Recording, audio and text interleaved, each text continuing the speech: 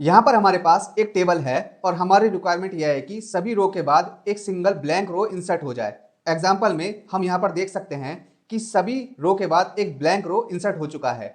इसे हम अगर वन बाय वन एंटर करेंगे तो काफ़ी टाइम लगेगा, बिकॉज हमारा अगर डेटा छोटा है तो इसे हम वन बाय वन कर सकते हैं। अगर हमारा डेटा 1000 या फिर 1 लाख से भी ज़्यादा होगा तो उसे वन बाय वन एक सिंगल रो एंटर करने में काफ़ी टाइम लगेगा। सो इसके लिए हम एक ट्रिक यूज़ कर सकते हैं। इस ट्रिक में हम सबसे पहले एक हेल्पिंग कॉलम लेंगे और उस टेबल तक का एक सीरियल नंबर क्रिएट करेंगे 1 2। देन इस सीरियल नंबर को हम कॉपी करेंगे लास्ट तक, यानी कि टेबल में लास्ट लाइन तक सीरियल नंबर क्रिएट करने के बाद हम उस सीरियल नंबर को एज इट इज कॉपी करेंगे। देन उसके बाद हम उसे पेस्ट करेंगे वन टाइम, बिकॉज हमें एक रो नंबर ब्लैंक चाहिए। अगर हमें दो या उससे ज़्यादा ब्लैंक रो की रिक्वायरमेंट होती तो हम उतनी बार उस सीरियल नंबर को पेस्ट करते, बट हमें केवल सिंगल रो को ही इंसर्ट करना है।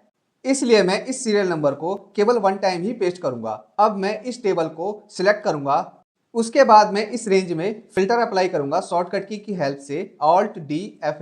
देन हेल्पिंग कॉलम में जाऊंगा, उसको मैं स्मॉलर टू लार्जेस्ट सॉर्ट करूंगा तो आप देखेंगे कि सभी रो के बाद एक ब्लैंक रो इंसर्ट हो चुका है। अब मैं इस हेल्पिंग कॉलम को डिलीट कर दूंगा तो आप देखेंगे कि हमारा फाइनल आउटपुट जनरेट हो चुका है। अब मेरी रिक्वायरमेंट यह है कि इन टेबल में जितने भी रो के डेटा है उसके जस्ट नीचे जितने भी ब्लैंक रो है कॉपी करके यहाँ पर पेस्ट हो जाए। सो इसके लिए हम सबसे पहले इस रेंज को सिलेक्ट करेंगे, देन फिल्टर अप्लाई करेंगे Alt D F। अब यहाँ पर हम केवल ब्लैंक रो को ही सिलेक्ट करेंगे।